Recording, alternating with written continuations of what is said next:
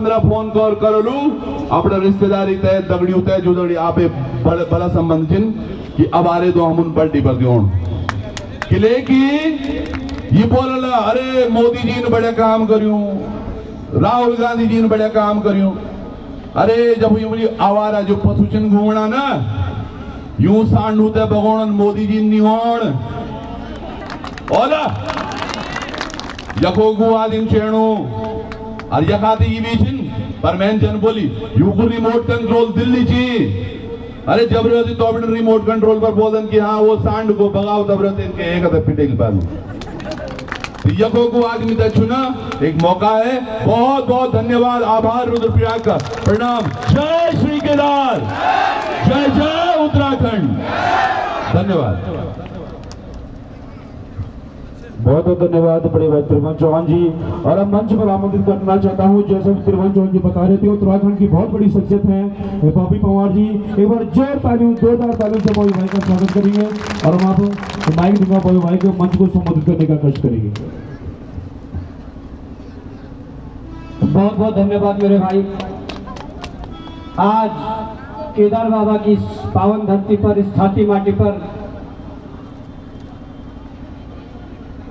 हमारे मंचासीन आपके जो प्रत्याशी है भाई संतोष रावत जी, मंचासीन बड़े भाई त्रिभुवन चौहान जी, मंचासीन और भी तमाम हमारे युवा साथी और हमारी मातृशक्ति और बड़े बुजुर्ग और युवा शक्ति, आप सबको प्रणाम करना चाहूँगा और आप सबका धन्यवाद करना चाहूँगा कि आप लोगों ने एक नई पहल के तहत आपने एकजुटता दिखाई, एकता दिखाई और आपने अपने बीच में से निकालकर, नेता नहीं, अपने बीच में से अपना बेटा और अपना भाई निकालकर आप उन्हें प्रतिनिधित्व देने वाले हैं।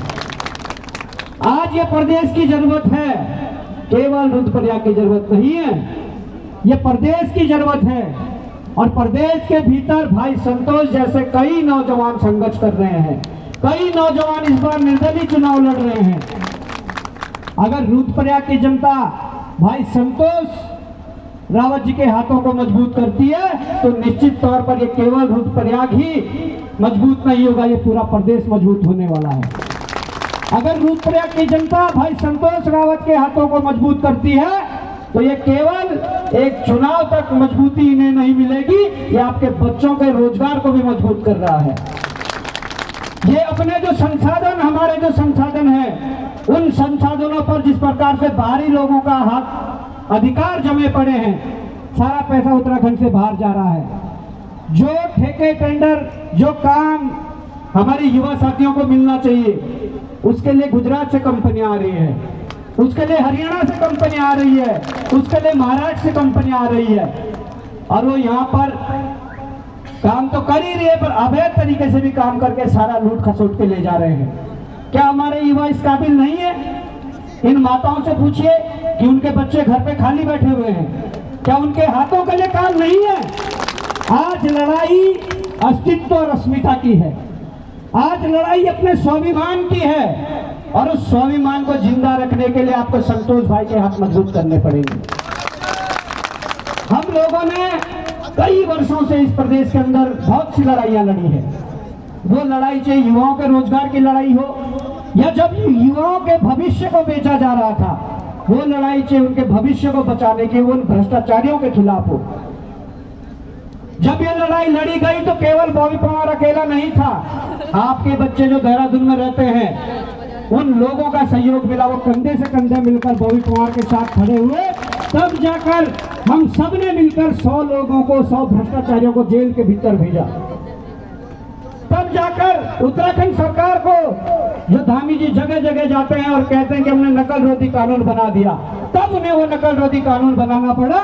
उसके लिए कई युवाओं को जेल की हवा भी खानी पड़ी, जेल में रातें काटनी पड़ी, कई दर्जनों मुकदमे आज भी हम पर चल रहे हैं, दर्जनों मुकदमे झेलने पड़े। पर ये लड़ाई इस रुद्रप्रयाग के सम्मान के साथ साथ पूरे उत्तराखंड के सम्मान की है, इस बात को आप ध्यान में रखना। जिस प्रकार से ये एक ऐसा क्षेत्र है, चारधाम यात्रा का बहुत मुख्य ये मार्ग है, परंतु 25 वर्षों में हमारी वो सरकार है, वो सरकार कांग्रेस की रही, वो सरकार भाजपा की रही हो, उन लोगों ने ये नहीं देखा कि जो सदियों से यात्रा चल रही है, जो सदियों से यात्रा चल रही है, उसका जो सही प्लान क्या है, उसको कैसे चलाया जाए, उसको सुचारू रूप से कैसे चलाया जाए, वो उनके पास कोई रोड मैप नहीं है, कोई विजन नहीं है।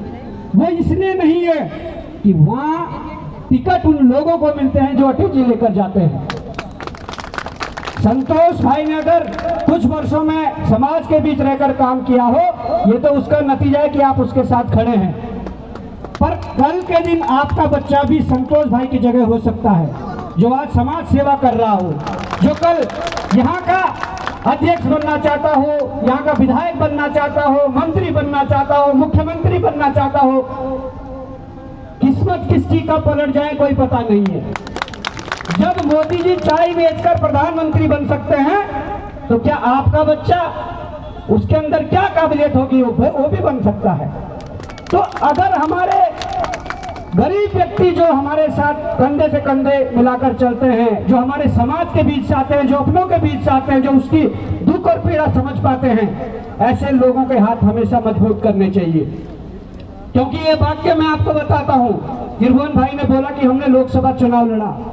हमने शुरुआत इसीलिए की कि हमने देखा कि 25 वर्षों में उत्तराखंड जो 2000 में मिला था वही स्थिति में है। कई आंदोलनकारी होंगे, बड़े बुजुर्ग, कई माताएं होंगी जिन्होंने आंदोलन लड़ा इस उत्तराखंड के लिए। एक सपना था उस समय कि अगर हम ये उत्तराखंड बनाएंगे तो हमारे युवाओं के लिए रोजगार मिलेगा, हमारे जो संसाधन है वो हमारे पास मिलेंगे, पलायन रुक जाएगा। जो लखनऊ की दौड़ है, जो वहां से विकास नहीं हो पा रहा, वो विकास हो पाएगा। परंतु कुछ नहीं बदला, एक राज्य मिला और आज ये लड़ाई राज्य को बचाने की है। ये भाई संतोष जी यहाँ से शुरुआत कर रहे हैं। संतोष भाई के जैसे कई युवा साथी अलग अलग जगहों से शुरुआत कर रहे हैं। हम चाहते हैं कि 23 तारीख को बाईटी के सिंबल पर मोहर लगाकर आप भाई संतोष भाई को भारी मतों से विजय बनाए। और मुझे उम्मीद है कि ये कोई भी रोड मैप इस रुद्रप्रयाग में उतारना चाहेंगे, कोई भी विकास कार्य करना चाहेंगे, तो ये इन्हें पूछने की जरूरत कांग्रेस से नहीं है, भाजपा से नहीं है। ये अगर पूछेंगे तो आप लोगों से पूछेंगे कि आपने जिताया है मुझे, आप क्या करना है।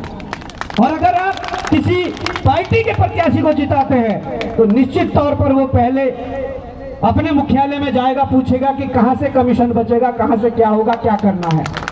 फिर वही बात दिल्ली जाएगी और दिल्ली से डिसाइड होगा कि रुद्रप्रयाग में अगर सिविल लाइन बिछनी है तो अमित शाह जी कहेंगे भाई जी ठेकेदार मेरा गुजरात से आएगा। दूसरे नेता कहेंगे अरे ठेकेदार तुम्हारा आएगा तो डंपर और ट्रॉलियां उसमें मेरी लगेगी। ये स्थिति है, अपने संसाधनों की बचाने की लड़ाई है। जो संसाधनों की लूट हो रखी है उस स्थिति को सुधारना है, और उस स्थिति को सुधारने कोई बाहर से नहीं आएगा। आपके बीच का ये बेटा उस मुहिम में जब जुड़ेगा निश्चित तौर पर हम इस प्रदेश को बचा पाएंगे। समय का अभाव है, ये मत समझना कि संतोष भाई निर्दलीय लड़ रहे हैं तो कमजोर है, बिल्कुल ये गलती मत करना। जब मैंने खुद चुनाव लड़ा तो बड़े बड़े राजनीतिज्ञों ने, आपके ही कुछ क्षेत्रीय विधायक, हमारे कुछ क्षेत्रीय विधायक, मंत्री, मुख्यमंत्री, पूर्व मुख्यमंत्रियों ने यह कहा कि बॉबी पवार अपनी राजनीतिक भ्रूण हत्या करवा रहा है, राजनीति में आने से पहले अपनी राजनीति खत्म कर रहा है। ये उनके शब्द थे। पर वहां की जनता को पता था कि बॉबी पवार वर्षों से संघर्ष कर रहा है और युवाओं की लड़ाई लड़ रहा है। इस प्रदेश में भ्रष्टाचार जो लूट खसोट मची हुई है, उन अधिकारियों पर लगाम कसने की बात कर रहा है, इन नेताओं पर लगाम कसने की बात कर रहा है। जनता ने हाथों हाथ लेकर 2.25 लाख लोगों ने आशीर्वाद दिया प्रत्यक्ष रूप से कि आप अब बैठना मत, आप हमारे लीडर हो, आप हमारे नेता हो। और ये भी कहा कि प्रदेश के अंदर ऐसे लोगों को चिन्हित करो, ऐसे लोगों को आगे करो जो आपके साथ खड़े होकर इस प्रदेश की जो लड़ाई है उस मुहिम में साथ दे पाए। तो यही कोशिश हमारी चल रही है। हम लगातार पूरे प्रदेश भ्रमण में हैं और सौभाग्य है कि आप लोगों के बीच भी आने का मौका मिला। अभी कर्णप्रयाग जाएंगे, कल गोपेश्वर जाएंगे, फिर डीडी हाट, मुनस्यारी तक जाएंगे। पर मैं यही निवेदन करना चाहता हूं हाथ जोड़कर अपने युवा साथियों से खासकर। देखिए, हमारे अभिभावकों ने, हमारे आंदोलनकारियों ने लड़ाई लड़ी थी उत्तराखंड की बेहतरी के लिए। पर आज बड़ा दुख हो रहा है हमें, उनके बच्चों को, हम उनके बच्चे हैं आंदोलनकारियों के, हमें भी आज वही लड़ाई लड़नी पड़ रही है। पर आज का युवा यदि नहीं संभला तो उन्होंने लड़ाई लड़ी, हम लड़ाई लड़ रहे हैं, हमारे बच्चों को भी सड़कों पर लड़ाई लड़नी पड़ेगी। इसलिए ये सही समय है, ये सही समय है। और पूरे 5 साल में एक मौका मिलता है वोट की चोट का, उसी से तय होता है, उसी से जवाब दिया जाता है। आप किसी मुख्यमंत्री, मंत्री, विधायक के आगे आप गाली गलौज भी करके आओगे, उसका असर 1 दिन 2 दिन रहता है। पर आप वोट की चोट करोगे तो 5 साल तक असर दिखेगा।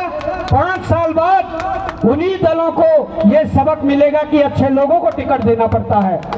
उन्हीं दलों को ये सबक मिलेगा यार, बिना काम के वोट नहीं मिलता है, वोट के लिए काम करना पड़ता है। ये शुरुआत आप लोगों को करनी पड़ेगी।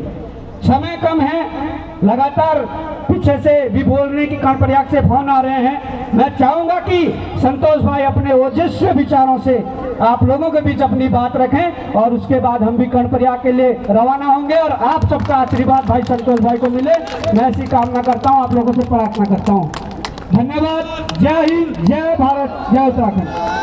संतोष रावत जिंदाबाद, संतोष रावत जिंदाबाद। हमारा नेता कैसा हो, हमारा बेटा कैसा हो, हमारा भाई कैसा हो। बहुत बहुत धन्यवाद, बहुत बहुत आभार।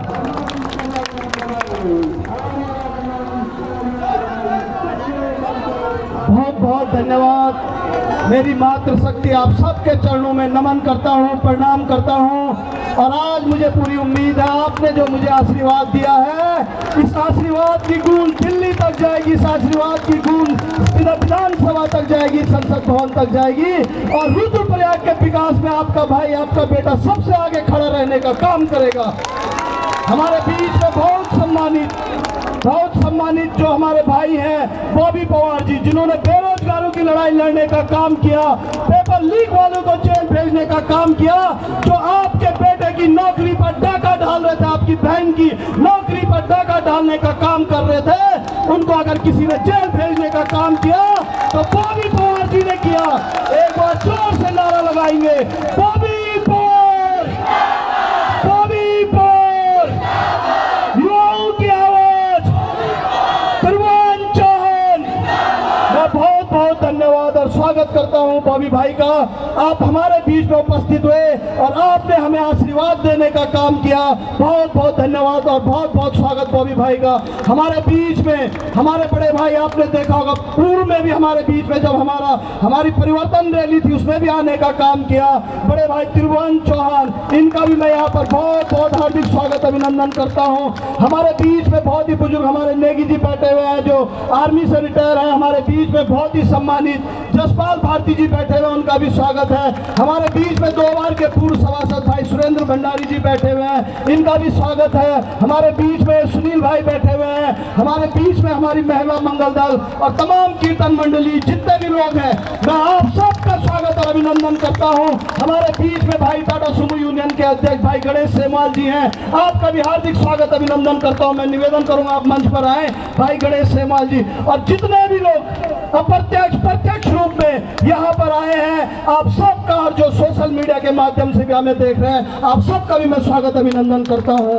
आपने देखा होगा आपका बेटा आपके लिए हमेशा खड़ा रहा है। हम हर जगह लड़ाई लड़ने का काम अगर किसी ने इस रुद्रप्रयाग में किया है तो हम आपके बीच में रहे हैं। आप देखिए बीजेपी कांग्रेस के उन प्रत्याशियों को, वो कभी आपके बीच रहे हैं? आप बताइए, मेरी माताएं बताएंगी, रहे हैं कभी? आवाज नहीं आई, शायद में रहे होंगे आपके बीच, रहे हैं कभी? कहीं देखा है आपने उनको संघर्ष करते हुए? कहीं देखा है आपने उनको अपने सुख दुख में? पीछे से आवाज नहीं आई। सु भाई, क्या देखा है आपने? परवीन भाई, बुढ़ेजा जी, देखा आपने कभी उन लोगों को? नहीं देखा ना? हाथ से बताइए, देखा नहीं देखा? अरे बताइए, आपने देखा नहीं देखा उनको? नहीं देखा ना? आपने किसको देखा? किसको देखा आपने?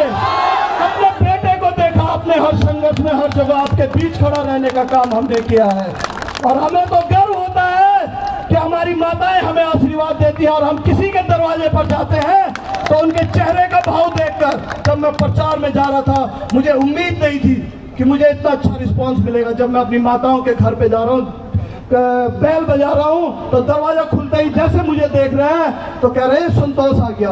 और बड़े बड़े अच्छे ढंग से व्यवहार, और इतने अच्छे ढंग से आप इतने अच्छे ढंग से मुझे बैठा रहे बॉबी भाई और त्रिभुवन भाई कि मुझे उम्मीद नहीं थी कि इतना अच्छा रिस्पांस, इतना अच्छा प्यार, इतनी अच्छी मोहब्बत आप अपने बेटे को, अपने भाई को करते हो। और मैं बहुत बहुत धन्यवाद देता हूँ तमाम हमारे बुजुर्ग जितने आए हैं, आप सब लोगों का भी बहुत बहुत धन्यवाद। और मैं आपसे निवेदन करता हूँ, ये दोनों पार्टियां, जैसे बॉबी भाई ने कहा, ये आपके बच्चों को ठगने का काम कर रहे हैं, जैसे मुझे ठगने का काम किया है, जैसे मुझे ठगने का काम किया है, ये आपके बच्चों को भी ठगने का काम करेंगे। बॉबी भाई ने कहा अगर आपके बच्चों का भी सपना होगा कि वो प्रधान बने, वो जिला पंचायत सदस्य बने, वो बीडीसी मेंबर बने, वो पार्षद बने, सभासद बने, नगर पालिका अध्यक्ष बने, ये कभी नहीं बनने देंगे। इनको सिर्फ नोट दिखेंगे, नोट दिखेंगे, नोट दिखेंगे। ये जो नोटों के अटैची लेकर जाएगा उसको ये काम करने, उसको टिकट देने का काम करेंगे। आपसे मैं निवेदन करता हूँ कि अगर 23 तारीख का दिन होगा, चुनाव चिन्ह क्या होगा? नहीं, पीछे से आवाज नहीं आई, क्या होगा? बाल्टी भरेगी नहीं भरेगी? कितनी बार भरेगी? आप लोगों ने इसी तरह से आशीर्वाद देना है। और मैं आपको विश्वास दिलाता हूँ, आपका बेटा आपके 20-10 गुनी ताकत से खड़ा रहेगा। आपने मेरा घोषणा पत्र पढ़ा होगा, किस किस ने मेरा घोषणा पत्र पढ़ा है? हाथ खड़े करना, किस किस ने पढ़ा है? कैसा लगा आपको मेरा घोषणा पत्र? कैसा लगा आपको? क्या सबसे अच्छा लगा उसमें? हमने वादे किए हैं, 19 वादे किए हमने। 200 दुकानें बनाने का काम आपका बेटा रुद्रप्रयाग नगर पालिका में करने का काम करेगा। और ये दुकानें किसको मिलेंगी? ये दुकानें जो यहाँ पर बैठे हुए हैं, आप सब लोगों को मिलेंगी। हाथ खड़ा कीजिए, आपको दुकान चाहिए नहीं चाहिए? 200 दुकानें बनाने का काम आपका बेटा करेगा। NH ने आपकी, NH और जिला प्रशासन ने आपकी दुकानें तोड़ी हैं, आपकी खोखे रेडी हटाए हैं नहीं हटाए हैं? बताओ। मैंने वादा किया उसमें, आपको मैं पहली बोर्ड बैठक में जिस दिन हमारा शपथ ग्रहण होगा, उस दिन आपको जो दुकानें हटाई हैं इन्होंने अतिक्रमण के नाम पर, उनको दुकान देने का काम आपका बेटा करेगा। हमने वादा किया अपने मैनिफेस्टो में, घोषणा पत्र में। और कई लोग कह रहे हैं, कई लोग कह रहे हैं आप तो एक जगह आपने टैक्स माफ करने की बात की, जो नया क्षेत्र जोड़ा है। मैंने कहा 10 साल के लिए मैं टैक्स माफ करूंगा। कई लोग ये कह रहे हैं कैसे कर दोगे?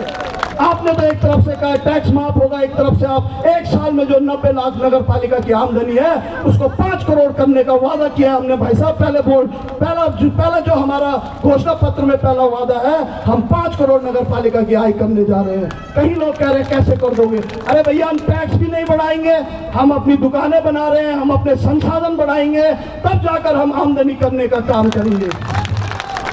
आपने देखा होगा रुद्रप्रयाग में पानी की समस्या रहती है, हमने अपने मैनिफेस्टो में वादा किया है हम आपको पानी देने का काम करेंगे।